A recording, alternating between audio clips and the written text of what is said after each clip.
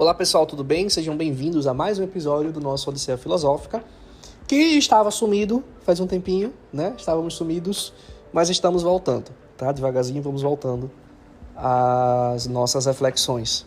Já lá, mais para o final do episódio, eu explico um pouquinho do porquê do atraso, tanto dos episódios novos do podcast, quanto também dos vídeos do canal. Mas, vamos para o episódio, né? Vamos primeiro falar sobre o tema do episódio. E eu quero começar com uma pergunta que talvez você nunca tenha parado a pensar direito. Ou que talvez você nunca tenha feito. Raça existe? E não é uma pergunta retórica barata. É que, dependendo de quem você pergunta, você vai receber respostas completamente diferentes. Um biólogo molecular pode dizer, não, raça não existe biologicamente. Na verdade, um biólogo pode dizer, raça não existe biologicamente. Um sociólogo vai responder, claro que existe, é uma das forças mais poderosas da nossa sociedade. E uma pessoa que sofre racismo todos os dias? O que é que ela vai responder? Bem, para ela, raça é tão real quanto a discriminação que ela enfrenta na pele. E sabe o que é mais perturbador? Todos estão certos. Todos estão certos.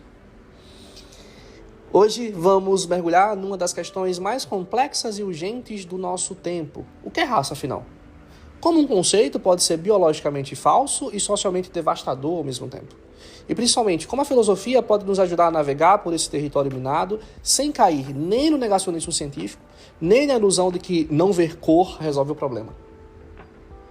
Então, respira fundo comigo, porque a gente vai precisar de clareza, de empatia e de coragem para encarar algumas verdades desconfortáveis.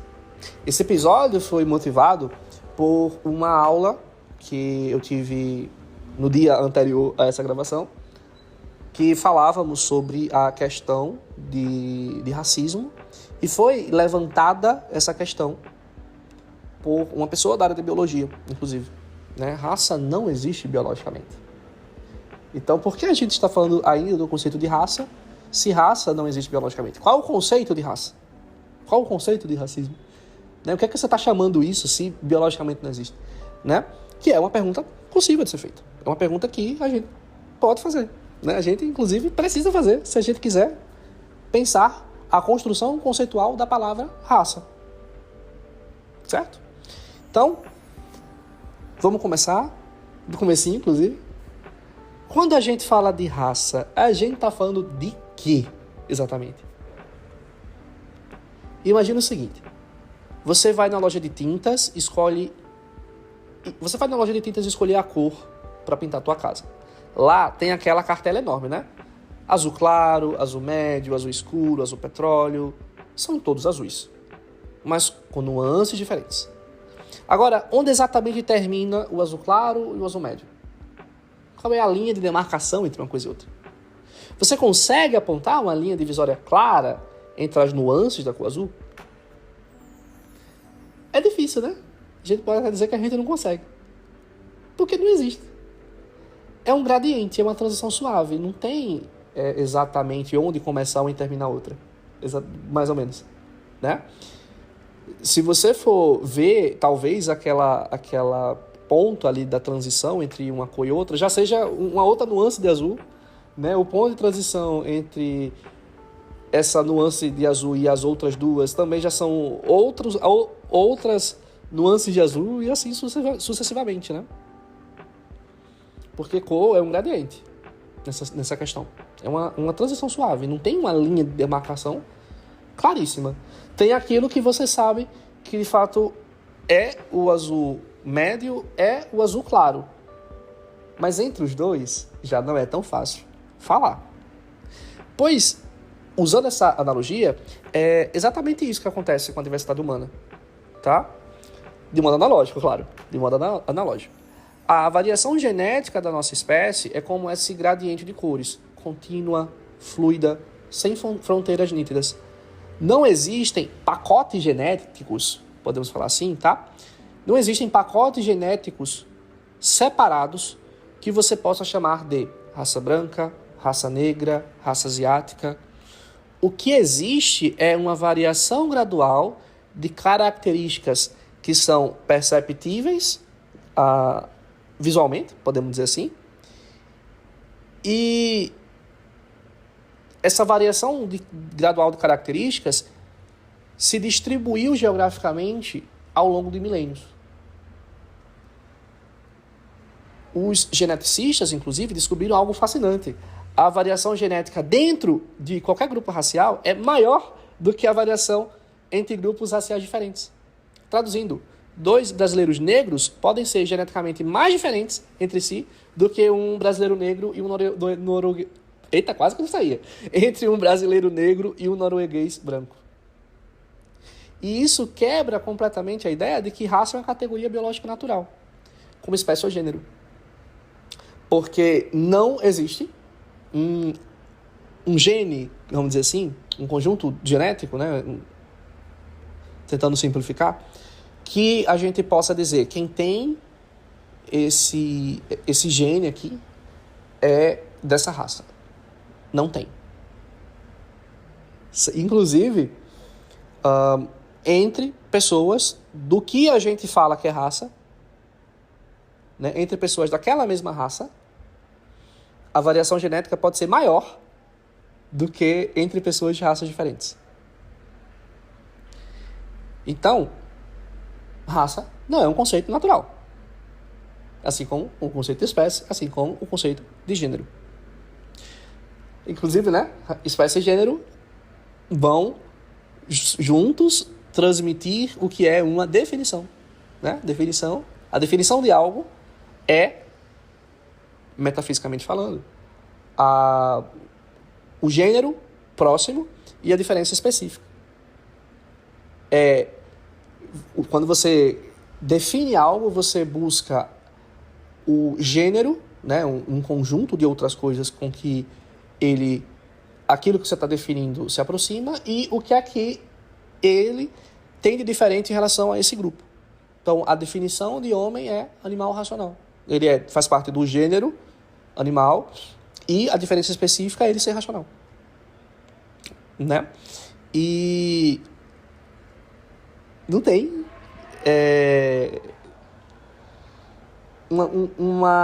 a gente não pode falar, agora voltando para a biologia, de uma definição de raça. Porque não tem, biologicamente. A gente não vê biologicamente isso. Porém, raça é uma construção social. E atenção, aqui mora o perigo de um mal-entendido enorme. Dizer que raça é uma construção social não significa dizer que raça não é real, ou ainda que o racismo é uma ilusão. Pensa comigo. Dinheiro também é uma construção social. Dinheiro é uma construção social, né? Aquele papel colorido só tem valor porque nós, coletivamente, concordamos que ele tem. Biologicamente falando, é só celulose e tinta. Mas tenta pagar teu aluguel, tenta pagar tua conta, né? Tenta pagar qualquer coisa, explicando para quem você está devendo, para quem você vai pagar, que dinheiro é só uma construção social. Tenta pagar assim, para você ver se a ideia cola, né? Não cola. Dinheiro não é algo natural. Dinheiro é uma construção social. Né? Isso não vai funcionar. Você dizer que por dinheiro não ser natural, por dinheiro ser uma construção social, o dinheiro não existe. Não funciona assim. Porque, embora o dinheiro seja uma invenção humana, ele tem consequências reais. Com o dinheiro você paga contas, compra comida, garante moradia, ou até mesmo fica na rua. Inclusive, tem muitas dinâmicas que a gente pode falar envolvendo dinheiro na sociedade. Raça funciona da mesma forma. É sim uma ficção biológica, podemos dizer assim, mas com poder real. Foi inventada assim, e já vamos falar dessa história sombria, mas uma vez inventada, ela estruturou sociedades inteiras, distribuiu recursos, determinou de certo modo quem vive e quem morre.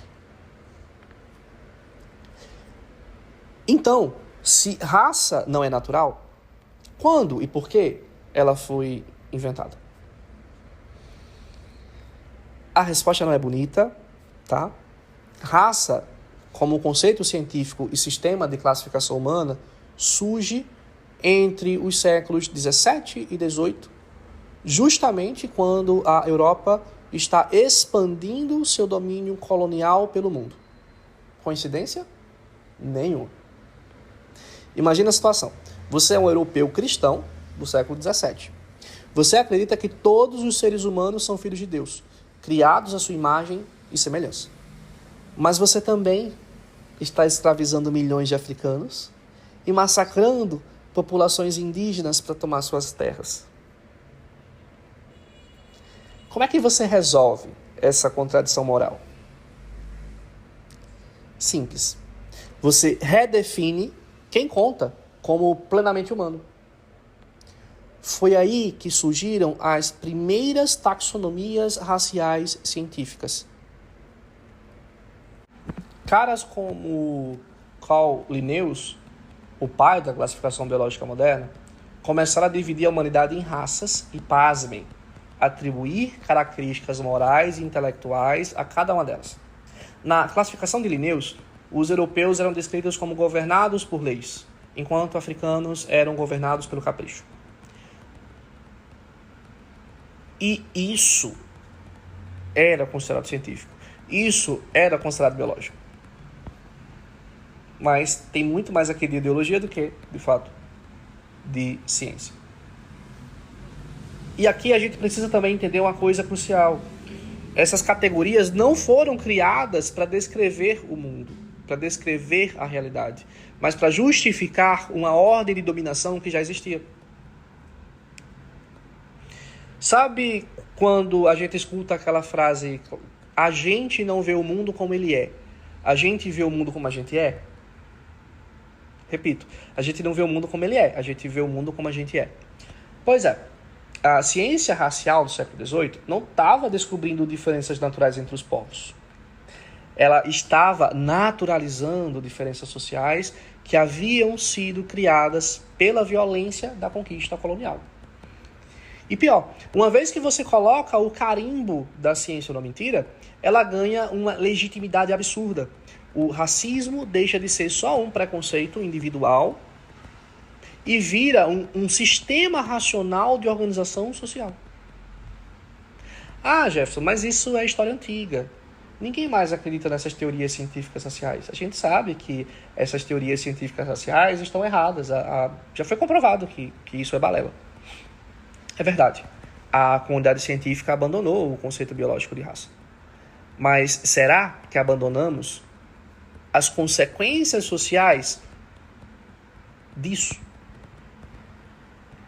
Quando uma mãe negra precisa ensinar seu filho de 7 anos como se comportar perto da polícia para não ser confundido como bandido, quando ela precisa explicar para sua filha de 6 anos como ela deve se portar num shopping center, quando um currículo com a foto de uma pessoa negra recebe menos chamadas para entrevistas de emprego, quando a taxa de mortalidade materna de mulheres negras é 3 vezes maior que a de mulheres brancas.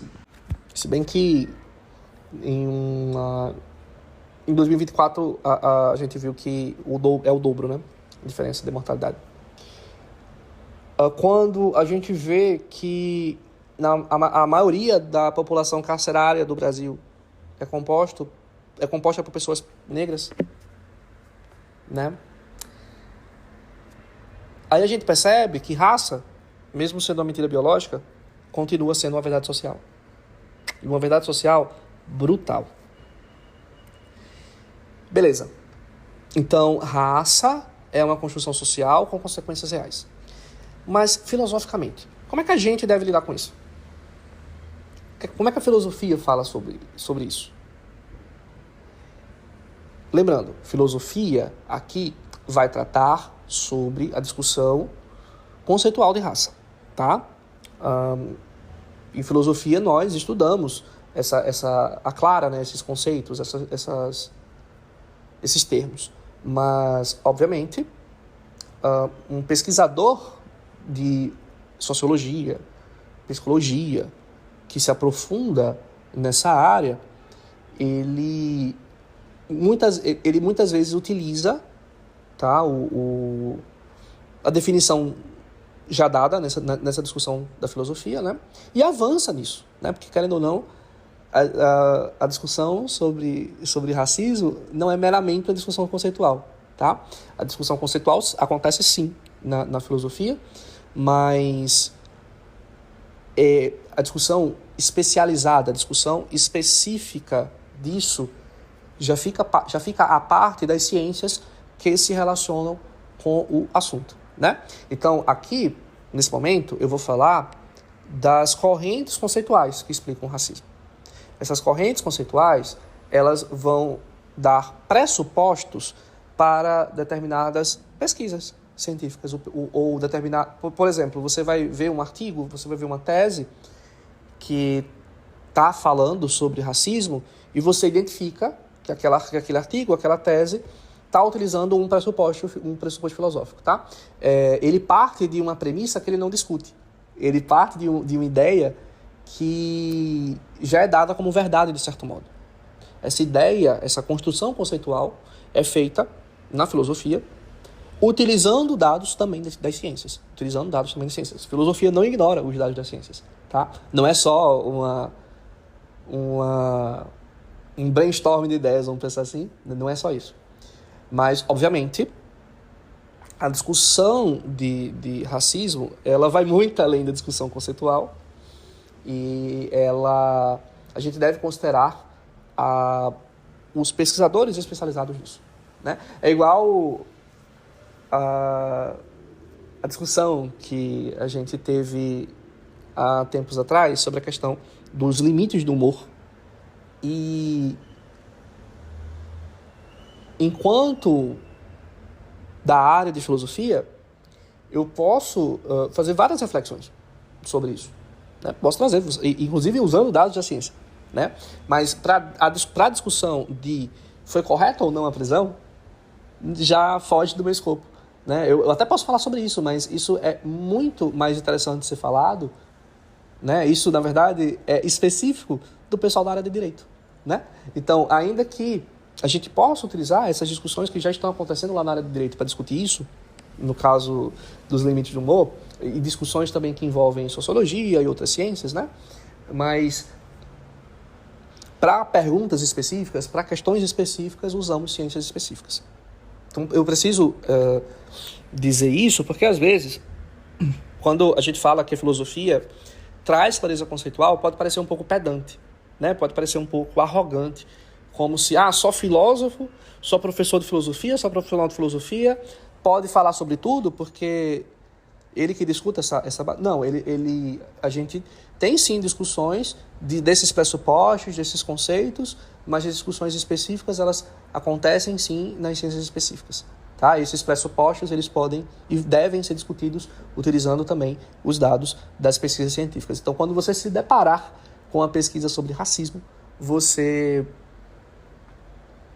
Talvez o autor ele não se declare um naturalista, ou ele não se declare um eliminativista, mas, na verdade, ele está defendendo uma posição naturalista e eliminativista, porque o pressuposto da pesquisa, ele não necessariamente ele vai ser discutido, ele já vai ser dado como verdade muitas vezes, tá? E a gente só vai... a gente pode utilizar essa clareza conceitual para colocar cada coisa no seu quadrado e melhorar a discussão. Quanto mais clareza conceitual nós temos, melhor a discussão. Se a gente não define exatamente os termos, né? Se a gente deixa qualquer coisa ser o termo, né? Mistura tudo, a gente não chega exatamente a uma discussão racional, tá? Como diria o Wittgenstein, né? Como diria a filosofia da linguagem, né? Vira mais uma... Eu vou até extrapolar o que ele falou. Deixa de ser uma discussão filosófica, deixa de ser uma discussão científica para ser uma discussão de linguagem.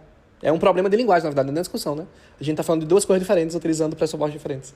E a gente precisa discutir isso.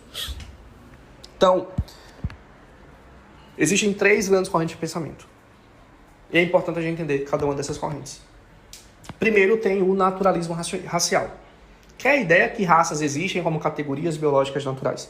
Como a gente já viu, essa posição não se sustenta cientificamente. a genética das populações destruiu completamente essa tese e a gente não pode ignorar os dados científicos. Então, é importante saber que ela existiu, porque ainda tem gente que sem perceber opera com essa lógica. Ou pode ser que tem gente que ainda acredita nisso. Tá? Toda vez que alguém diz, tal grupo é naturalmente mais isso ou aquilo, tá ecoando a posição naturalista. Então, toda vez que você diz, como eu já vi, o absurdo de uma pessoa dizer que era contra o ingresso de determinadas pessoas ou melhor, era contra o ingresso de pessoas negras de um determinado grupo, essa pessoa justificou dizendo que pessoas negras são intelectualmente inferiores. E um absurdo. E ela quando ela afirma isso, ela está ecoando um naturalismo. Tá? Ela está achando que a biologia afirma isso. Ela está falando como se, de fato, naturalmente falando, isso que ela falou, essa bizarrice que ela falou fosse real. Então, ela está assumindo a postura de naturalista.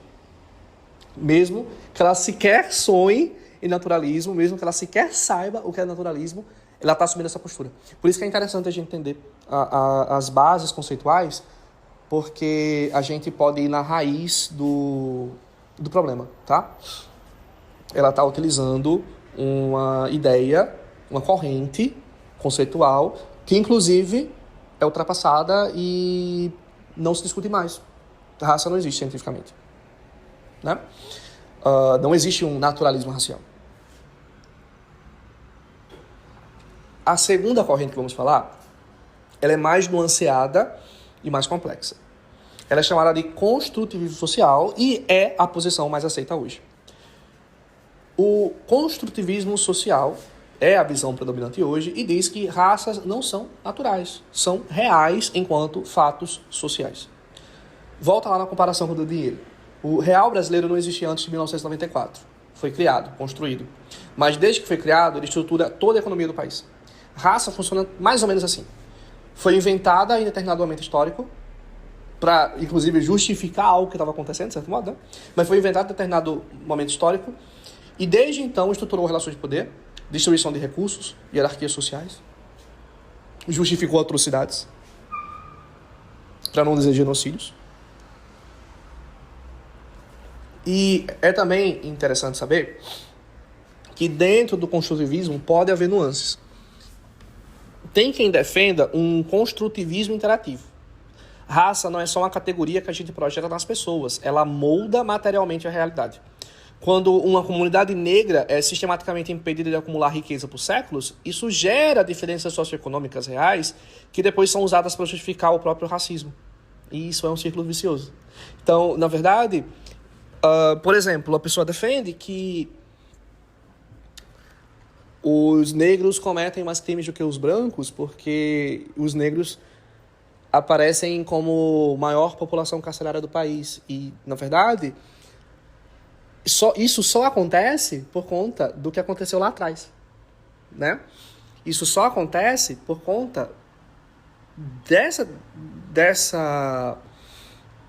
do colonialismo, do imperialismo, né? da escravidão, tudo aquilo que aconteceu lá atrás. Então, a consequência do colonialismo, da escravidão, ela é utilizada para justificar que algo é natural ou para justificar que algo é real, sendo que, na verdade, isso só é um dado estatístico, isso só é um dado que a gente tem hoje por conta do que aconteceu lá atrás. Antes não era assim. Se talvez aquilo não tivesse acontecido lá atrás, não seria assim. Né? Então, a gente utiliza dados estatísticos reais, né? Tem pessoas que podem utilizar dados estatísticos reais para justificar a naturalidade de algumas coisas, sendo que, na verdade, a gente tem que lembrar do passado. Né? A gente tem que lembrar do que aconteceu com a comunidade negra lá atrás e entender que a ideia de raça, ela moldou a realidade materialmente. De modo que esses dados, né, a realidade só é como é por conta do que aconteceu lá atrás. A gente não pode, novamente, a gente não pode ignorar isso. Estou repetindo intencionalmente. E também tem o construtivismo institucional, que foca em como as leis, políticas públicas e instituições criam e mantêm categorias raciais. Pensando no Brasil, durante a escravidão, ser negro significava ser legalmente propriedade. Depois da abolição, sem nenhuma política de integração, ser negro significava ter menos acesso à terra, à educação e emprego formal. Aliás, o caso brasileiro é fascinante filosoficamente. Aqui a gente tem uma taxonomia racial muito mais fluida que nos Estados Unidos. Lá vigora a regra de uma gota. Se você tem qualquer ancestralidade africana, você é negro. Aqui a gente tem preto, pardo, moreno, mulato, dezenas de categorias. Isso mostra como raça é mesmo uma construção, porque não existe uma essência racial objetiva. Cada sociedade a define de um jeito completamente diferente. Assim como o racismo vai acontecer do jeito que aquela sociedade definiu a ideia de raça. Então, a gente tem o naturalismo, que já vimos que não sustenta, e temos o construtivismo, que vai falar que raça é construção social. Temos dentro do construtivismo o construtivismo interativo, que vai falar que a realidade foi moldada por essa construção social. Então, muito daquilo que pode se pensar que é natural, na verdade, é uma consequência dessa construção social. E existe o construtivismo institucional, que vai falar que essa construção social é criada e mantida por leis, políticas públicas, instituições. Então, essa construção social, ela acaba entrando na estrutura da realidade, de certo modo. Na estrutura das relações sociais. Na estrutura da forma como nós percebemos o mundo, inclusive. E a terceira posição, que é a visão mais radical, se chama eliminativismo racial. Uma posição mais polêmica, né? Porque essa galera vai dizer, olha, já que raça é uma ficção que só causa sofrimento, raça não é uma ideia que se sustenta biologicamente, e raça é uma ideia que produziu isso tudo que a gente está falando aqui. Por que a gente simplesmente não abandona o conceito de raça, então? Porque raça não é um conceito biológico. Muito possivelmente, a utilização do conceito de raça perpetua a ideia de racismo. Parece bonito, né? Vamos abandonar o nomezinho, porque abandonando o nomezinho, porque esse nome já causou tanto problema, que basta a gente retirar o nome que os problemas vão sumir. É bonito, bonito, bonito, bonito demais. É como querer curar uma doença sem fazer o diagnóstico, né? Ah, vamos parar de falar em câncer porque é uma palavra muito pesada. E como a gente parou de falar, ela vai deixar de existir. Embora câncer seja biológico, né? Não é exatamente uma analogia boa. Mas a gente sabe que, pegando aqui a nuance da analogia, você precisa nomear o problema para poder tratá-lo, de fato. Você precisa nomear o problema. Deixar de nomear o problema não faz o problema deixar de existir. É bonito a ideia de que uma sociedade sem raça, onde a gente só vê humanos, eliminaria o racismo. Mas, e esse mais é enorme, se o racismo não vai ser eliminado, como é que a gente vai combater o racismo sem falar sobre racismo e sem falar sobre raça? Se a gente simplesmente apaga o conceito de raça do vocabulário, a gente perde a capacidade de identificar e combater desigualdades raciais concretas. A discriminação não vai sumir só porque a gente parou de falar sobre ela. Ela não vai deixar magicamente de existir. Vamos agora também falar de algumas armadilhas conceituais que a gente precisa evitar nessa discussão. E olha, eu vejo gente inteligente e bem intencionada caído nessas armadilhas. Primeira armadilha, eu não vejo cor. É a cegueira racial. É aquele discurso de que eu não vejo cor, eu vejo pessoas. É mais ou menos lembrando os protestos que aconteceram alguns anos atrás. Vidas que tinham vidas negras importam, né? E algumas pessoas colocavam todas as vidas importam. Como se você falar vidas negras importam, você não está dizendo que todas as vidas importam. Não é isso que você está afirmando. Você não está afirmando que nenhuma vida que somente a vida dos negros é importante, né? Não faz sentido. É um erro lógico, inclusive. Olha, eu entendo a boa intenção de a gente deixar de enxergar a cor para ver pessoas. Porque a pessoa quer dizer, eu não discrimino ninguém pela cor da pele. Né? Eu vou ver somente as pessoas, não vou ver cor. Tem um episódio de South Park, inclusive, que aborda racismo, que fala sobre a bandeira lá da cidade deles. E nessa bandeira da cidade deles tem uma pessoa preta sendo enforcada. E aí eles vão fazer uma discussão para mudar a bandeira. E tem toda uma discussão, pessoas defendendo por que a bandeira deve ser mantida e por que uma bandeira pode ser mudada. Eu acho que teve até propostas de bandeiras novas, e aí no final, né, eram as crianças que estavam discutindo isso. E as crianças disseram simplesmente... mas eu não estou entendendo por conta o problema. Aí, até se eu não me engano, é falado, mas você não está vendo que é uma pessoa preta que está sendo enforcada? Aí as crianças disseram, não estamos vendo uma pessoa preta sendo enforcada, nós estamos vendo uma pessoa. Aí a conclusão, né, os moradores dizendo, gente, a gente estava falando isso e quem estava sendo racista éramos nós, porque estávamos vendo uma pessoa preta sendo enforcada, enquanto as crianças inocentes não veem uma pessoa preta, elas veem apenas uma criança.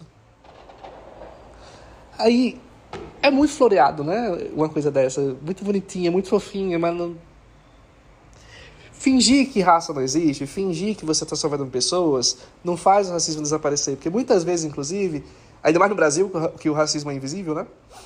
Que o racismo, ele está nos detalhes, na sutileza dos detalhes, nas piadinhas, né? Ele acontece muitas vezes de modo inconsciente. Inconsciente.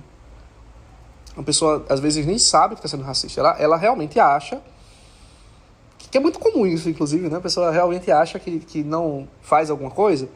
E se ela fosse ser analisada estatisticamente, você veria que ela faria. Vamos supor, um entrevistador de uma vaga de emprego tem toda uma carreira e ele diz que não é racista. E quando se faz uma pesquisa para verificar todas as entrevistas que ele fez, ele acaba descobrindo que sim, a maioria das pessoas que ele contratou eram pessoas brancas. Né? E aí ele vai arrumar justificativas do tipo, não, mas é porque as pessoas brancas eram mais preparadas. Será que foi somente isso, né? E é até complicado, porque se as pessoas brancas são as mais preparadas, isso já é uma consequência da construção social chamada racismo. E isso pode ser apenas uma justificativa que ele está dando, né? Uma racionalização, como diria Freud, né? Isso pode ser apenas uma justificativa para ele não se considerar racista, sendo que, na verdade, ele está partindo de um pressuposto invisível, um pressuposto inconsciente. Ele está achando que realmente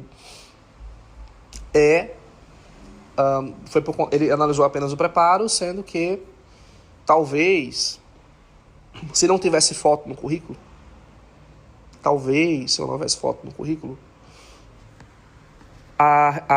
as pessoas mais preparadas seriam outras.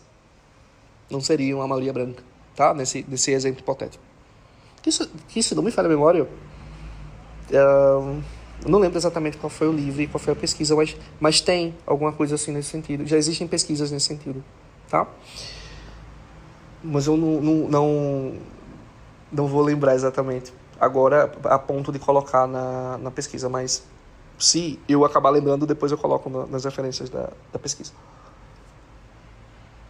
Bom, fingir que raça não existe não faz o racismo desaparecer. É como você entrar numa sala onde uma cadeira está pegando fogo e falar, eu não vejo fogo, eu só vejo móveis. Né? Não estou vendo fogo não, estou vendo só móveis. A cadeira vai continuar queimando. E você vai parecer, no mínimo, desonesto, no máximo cúmplice, né? Nessa situação. Quando você diz eu não vejo cor, você está, mesmo sem querer, invisibilizando a experiência racional das pessoas. Você está negando uma parte fundamental da identidade de muitas pessoas. E pior, está se isentando de reconhecer que vivemos numa sociedade racialmente estruturada. Armadilha 2. Confundir racismo com discriminação racial. Discriminação racial é o ato individual de tratar alguém mal por causa da raça. Então, discriminação racial pode acontecer com qualquer raça, inclusive com uma raça chamada raça branca, né? A raça branca também existe como construção social. Pode haver discriminação racial contra branco. Pode haver. Só que o racismo é maior do que discriminação racial. Racismo é um sistema, uma estrutura de dominação que distribui desigualdades de forma sistemática, que estrutura a nossa sociedade, que estrutura a forma de nós vemos a realidade, de certo modo. Um negro pode ter preconceito contra brancos? Pode. Pode discriminar um indivíduo branco, inclusive? Pode.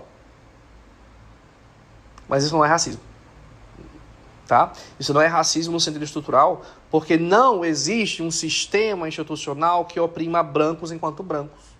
Mas existe uma construção social, um sistema institucional, um sistema estrutural que oprima negros enquanto negros. Isso não significa dizer que discriminação reversa não doa, ou que não seja errada. Isso não é inviabilizar a dor de pessoas que sofreram discriminação de qualquer raça que for. Essa clareza que precisamos ter é que ela não tem o mesmo peso histórico e estrutural que o racismo em si, o racismo antinegro, por exemplo. Vamos dizer assim, para ficar mais claro. Uma terceira armadilha, e é filosófica mesmo essa aqui, é confundir identidade racial com essência racial. A identidade racial é uma construção narrativa. É como você se entende e é entendido socialmente. Ela é real, ela é importante, é uma identidade, mas não é uma essência fixa, imutável, determinada biologicamente. Isso significa dizer que você pode ter orgulho da sua identidade racial, sem achar que ela te define completamente ou que te torna superior a alguém. É a diferença entre dizer sou negro e isso é parte importante de quem eu sou, e dizer sou negro e porque eu sou negro, necessariamente X ou Y. Tá? Como se todas as pessoas de determinada raça precisam ter determinada característica, que é da essência do conceito ter determinada característica. Tá? Você até pode acontecer de haver um compartilhamento. Por exemplo, claro que seria interessante que todo mundo pensasse contra o racismo, né? Mas a gente não pode dizer que isso é da essência da pessoa. E aí a gente teria que de falar um pouquinho sobre o conceito de essência. De modo que ficaria muito maior esse episódio, né? Mas vamos, só para clarear, identidade não é essência. Tá? Porque a gente viu que raça não é um conceito biológico. Então a gente não pode dizer que tem uma essência racial. Mas a gente pode dizer que sim, existe uma identidade racial, que é como você se entende e é entendido socialmente. Você não é seus pensamentos, você não é suas emoções, você não é seu corpo. Pois é, você também não é só sua raça. Mas a sua raça é parte da sua experiência do mundo, especialmente numa sociedade racializada, especialmente se você é de uma raça que é oprimida enquanto aquela raça. Especialmente se por isso. Tá? Beleza, mas e aí? Depois de toda essa reflexão, o que é que a gente faz com isso, né? Sempre a gente põe uma reflexão prática no final. Bom, primeiro exercício do dia, né, do podcast, né, desse episódio, examine seus próprios vieses. A gente viu que tanto as armadilhas que discutimos, quanto os pressupostos, né, da ideia de raça, eles podem existir, na verdade existem no nosso pensamento, e podemos não ter consciência deles. Eles existem, eles estão lá, a gente fala, né, pensa, utilizando esses pressupostos, mas a gente nunca parou para pensar sobre esses pressupostos. A gente simplesmente discute sem olhar para esses pressupostos. E a gente precisa ter honestidade radical conosco. Todos nós, todos sem exceção, internalizamos preconceitos raciais. É impossível crescer numa sociedade racializada e não absorver isso. Tá? Independentemente de conceito, de armadilha, enfim, a gente precisa ter honestidade conosco.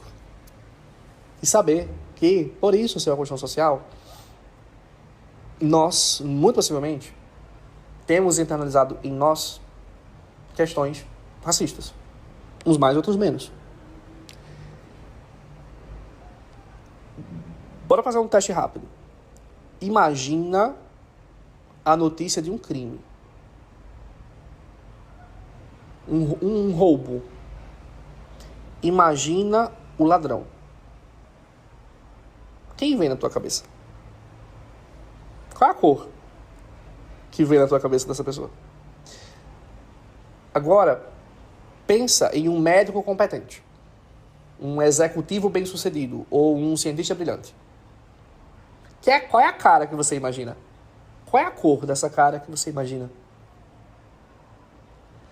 Se as imagens que vêm automaticamente de pessoas de sucesso são sempre de pessoas brancas, isso não significa dizer que você é uma pessoa má. Tá? Calma, isso não significa dizer que você é uma pessoa má. Isso significa dizer que nós fomos condicionados por uma cultura que associa competência e sucesso à branquitude. E a gente precisa reconhecer que podemos ainda ter esses pressupostos em nossos pensamentos, tá? E essas associações acontecerem mesmo que inconscientemente. A gente precisa reconhecer os nossos vieses, precisa reconhecer a nossa ignorância. E o primeiro passo para combater o racismo é reconhecer os nossos próprios preconceitos, tá?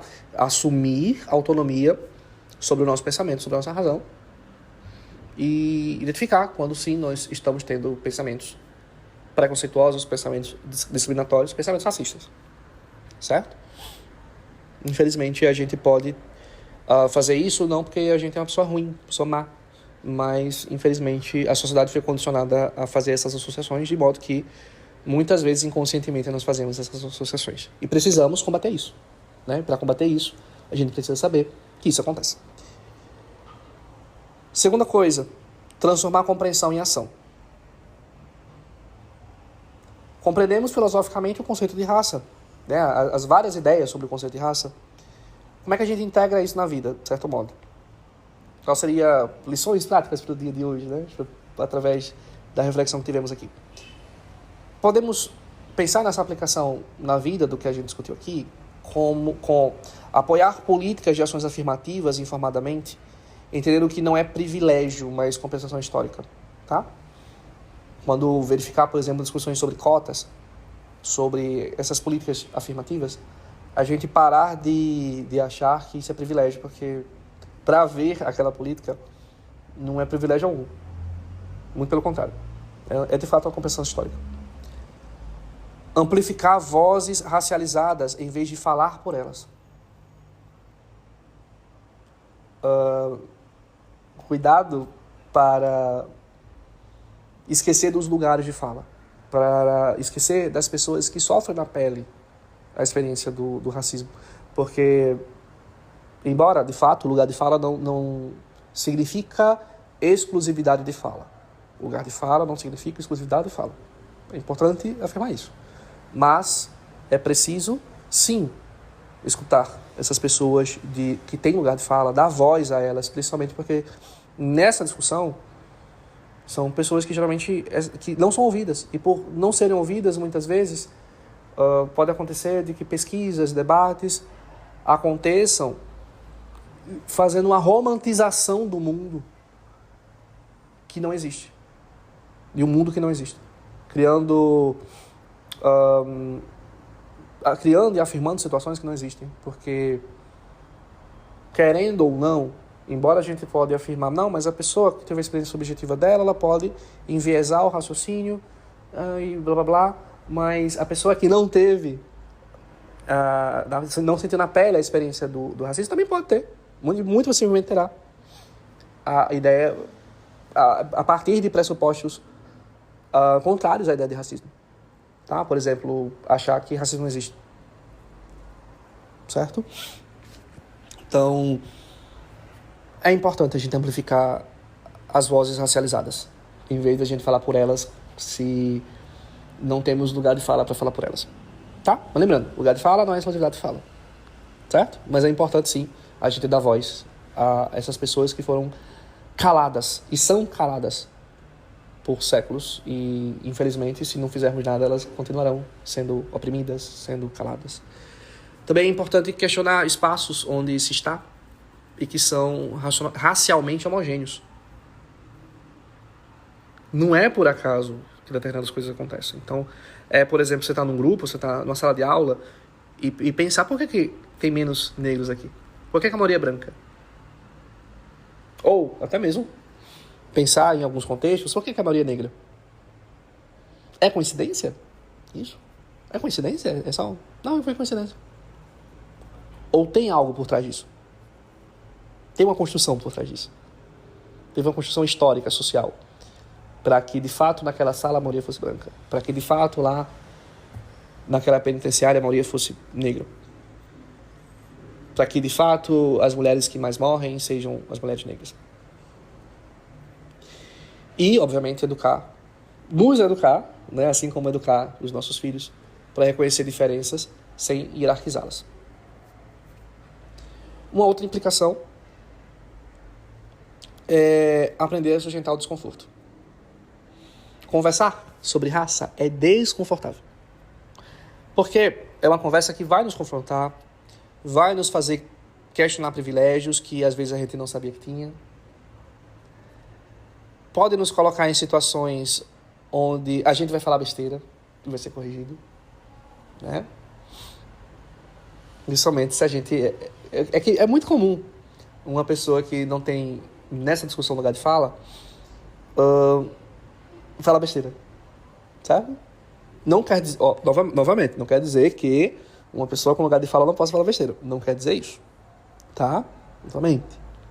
Mas, sim, a gente, quando começa, de fato, a estudar o tema, a gente percebe que tanto no passado quanto agora, a gente pode estar tendo ideias que não são exatamente as melhores. Tá? Então, a gente precisa respirar e sustentar que podemos sim ser pessoas que têm privilégios, ou podemos sim ser pessoas que são oprimidas na sociedade, e podemos sim, né, enquanto pessoas com privilégios, falar besteiras. Falar besteiras por não escutar as pessoas que são oprimidas. Lembra que lá no começo eu falei que precisávamos de clareza, empatia e coragem para falar sobre isso, né? Pois é. Clareza para entender a complexidade sem simplificar. Empatia para reconhecer que raça, mesmo sendo construída, causa sofrimento real. Coragem para olhar para as próprias cumplicidades e fazer diferente. Coragem para olhar em ações e pensamentos nossos que podemos estar, sim, replicando, mesmo que inconscientemente, ideias racistas, atitudes racistas. Então, voltando à pergunta lá do começo, raça existe? Existe como construção social, não existe como categoria biológica. E essa aparente contradição não é um bug, é a própria natureza do problema. Raça é uma das maiores invenções humanas, não no sentido de criatividade admirável, mas no sentido de criação com consequências massivas. Foi inventada para justificar a exploração, sobrevive porque estrutura privilégio e só vai ser superada quando a gente parar de fingir que ignorar ela resolve. Simone de Beauvoir vai falar, né, não se nasce mulher, torna-se mulher. A mesma lógica se aplica à raça, podemos pensar. A gente não nasce racializado, a gente é racializado pela sociedade, querendo ou não. E se foi a sociedade que inventou isso, é a sociedade que pode desinventar. Se foi uma construção social, podemos desconstruir. Podemos lutar para que isso aconteça, fazendo as devidas compensações e reparações, obviamente. A gente não podemos também romantizar a forma de resolução, né? Mas atenção, desinventar raça não significa apagar memórias, não significa negar histórias, não significa fingir que todo mundo sempre foi igual. Significa desmontar as hierarquias que foram construídas sobre esse preconceito. Significa criar uma sociedade onde suas características físicas não determinem suas oportunidades de vida. É trabalho de gerações. Mas começa com cada um de nós aqui e agora tendo a coragem de olhar para a verdade sem medo. Se esse episódio te fez pensar, refletir ou questionar algo, conta pra gente. Pode comentar aqui no teu player de podcast, ou pode comentar lá no meu Instagram. Eu quero saber qual foi o momento que mais te impactou aqui da nossa reflexão. Que reflexão ficou mais martelando na tua cabeça? Tem alguma coisa que você não concorda, inclusive? Ou que você queira complementar? Ou que você queira acrescentar? Tá? Obviamente, entendam que num episódio de podcast como esse, a gente simplifica bastante coisa, né, para caber.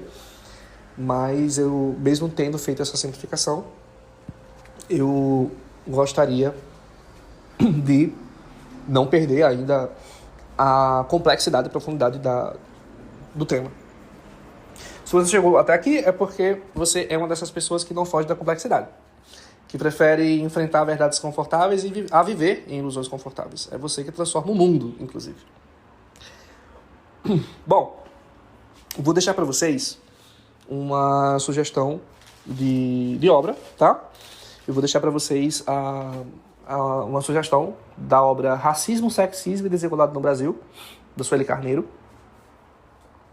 nos links na descrição do episódio.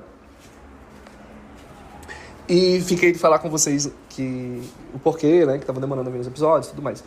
Então, primeiro, essa discussão foi um dia anterior à gravação do episódio. Então, eu estava até despreparado. Eu não tô com o microfone que eu geralmente uso para fazer essa discussão, para gravar os episódios. Então, eu estou gravando do próprio celular. Até peço perdão se o áudio não ficou tão bom, tá? E hoje eu tô gravando aqui bem livre e à vontade, assim. Então, às vezes, não sei se vocês estão escutando o barulho do bebendo água, que às vezes tô até parando, assim, pra beber água. Às vezes, como também não tô com o microfone melhor, pode ser que tenha algum barulho de fundo. Espero que não atrapalhe a experiência de vocês.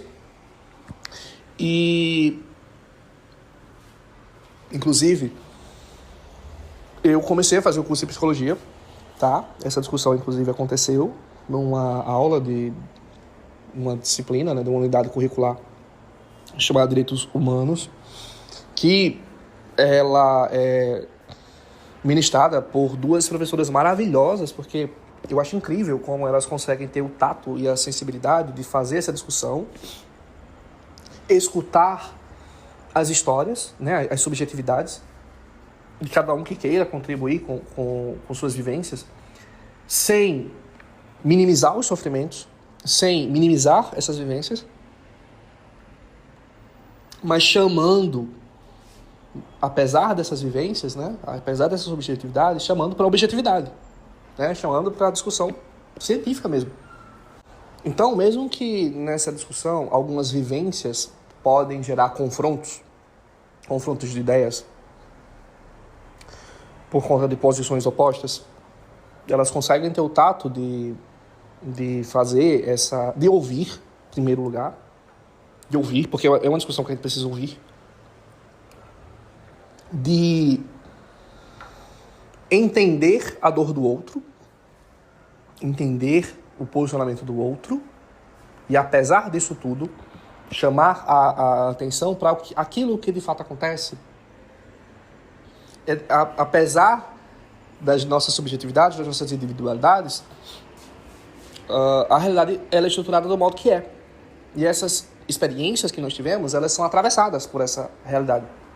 Então, é como se a gente tivesse que, apesar das nossas experiências, que podem, inclusive, terem acontecido por conta da forma como a realidade é estruturada, a gente precisa encarar não somente essa nossa experiência, essa nossa dor, que ela precisa ser ouvida, né? Ela não é para ser minimizada. A gente também observar o que de fato acontece na realidade, né? As dores de tantas pessoas, que os dados, que as estatísticas, que as notícias revelam sobre a sociedade, né?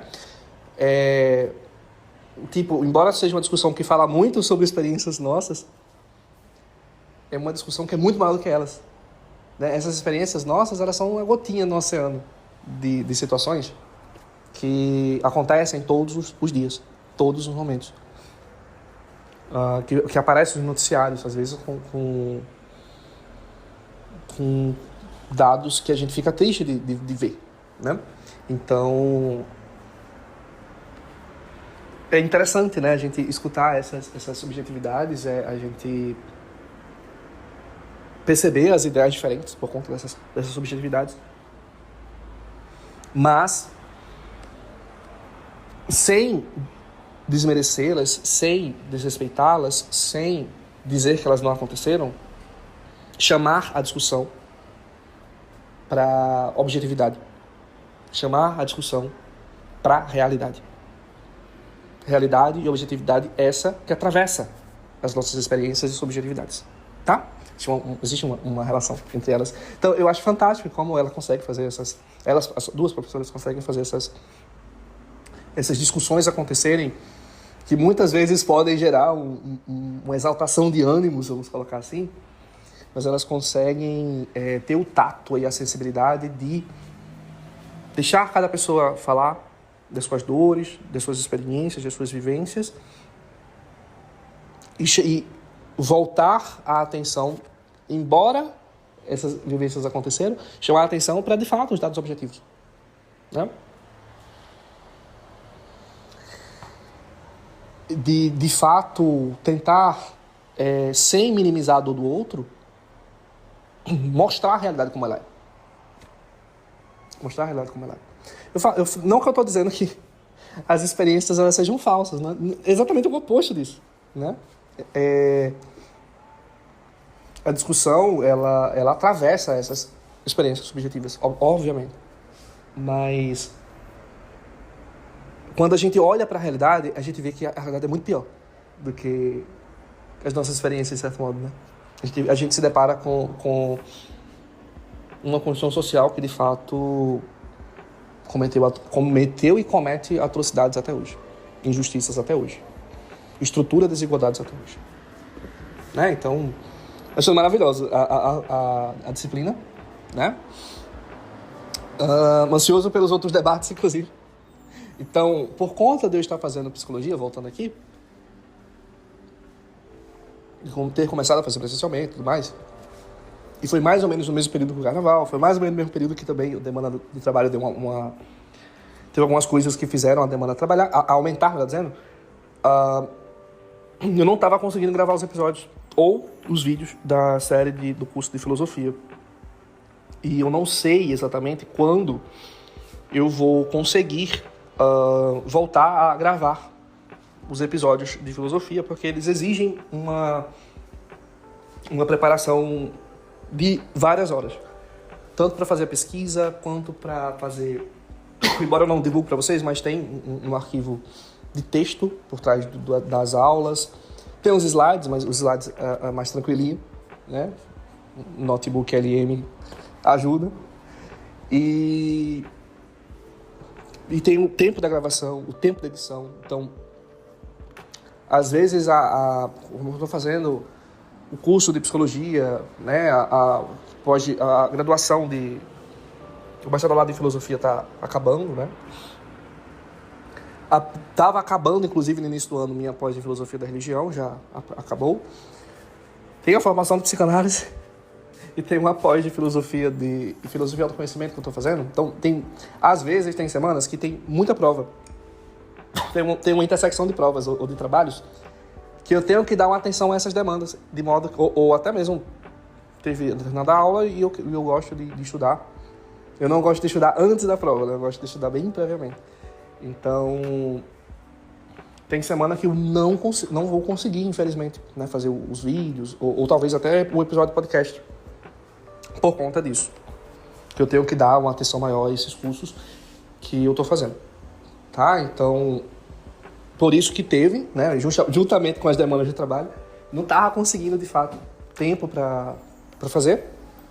Mas aí, essa semana eu consegui um tempinho e fui motivado pela discussão e pela forma como a discussão vem sendo trazida lá no curso de psicologia. Tá? Então, infelizmente, não sei quando vou voltar a ter a periodicidade do vídeo do curso de filosofia lá do YouTube, que eu estava fazendo semanal. Mas, sim, nas semanas, tenham certeza que se tiver alguma semana que estiver tranquila e eu conseguir tempo para isso, o vídeo vai ser feito.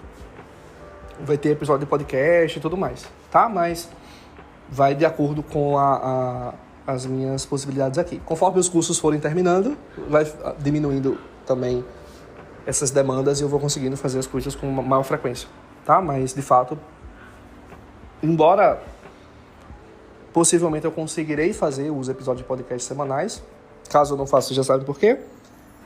Os vídeos do curso de filosofia, eles não vão ficar sendo semanais.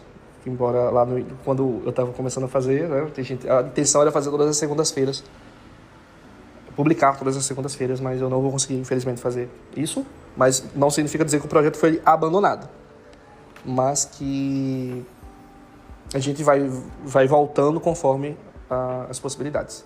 Ainda estava até pensando na possibilidade de fazer algo mais enxuto, né, com vídeos menores, porque aí ficaria mais confortável e mais cômodo para fazer. Mas são pensamentos. Ainda não sei se isso vai acontecer. Bom, só explicando para vocês por conta do sumiço, mas vamos voltando agora. Tá bem, pessoal? Brigadão pela presença de vocês novamente, espero que tenham gostado. Perdão aí pela quase, eu acho que se eu não me engano, quase 2 meses sem conteúdo novo aqui no Spotify, do YouTube, mas justificando para vocês o motivo dessas ausências, tá bem? Então, novamente, mais uma vez, obrigado pela presença de vocês e até o nosso próximo episódio. Tchau, tchau.